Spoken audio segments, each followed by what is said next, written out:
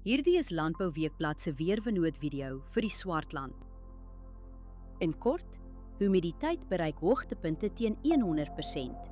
Risiko vir swamdruk is hoog. Hier is die besonderhede.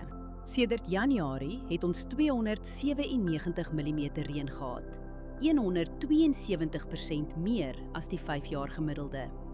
Groeigraad dae staan tot dusver op 1476. Dit is 147 grade dae laer as die 5 jaar gemiddelde. Die laagste temperatuur wat voorspel word is 9,2 grade. Die hoogste is 22,4 grade.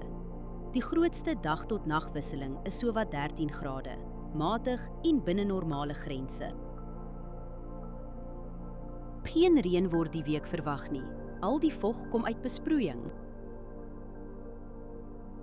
Die hele week is stil. Geen noemenswaardige wind daar nie. Wind bly deurgaans onder 15 km/h. Let op: windrigting, windvlae, temperatuur, humiditeit en delta T voor jy spuit. Verdamping is die hele week onder 2 mm. Oorbesproeiing in die soort toestande hou risiko in vir wortelsiektes. Humiditeit is meestal hoog en blaarnatheid gaan donderdag laag bly. Dus is die risiko vir swamdruk matig. Hoë risikoblokke is die eerstes om te wys as toestande verander. As jy een ding doen, oorweeg dit om die stil, droë weer te gebruik vir 'n voorkomende swamdoder toediening. Hierdie weerinligting is gebaseer op werklike data vanaf meetstasies.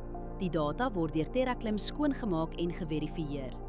KI-interpretasies word deur grondwaarheidsdata onderlê, aangedryf deur Villa Crop Protection. Hierdie verslag is met die hulp van kunsmatige intelligensie gegenereer en is nie professionele advies nie. Gaan na weather.villacrop.co.za en kies die weerverslag vir jou streek.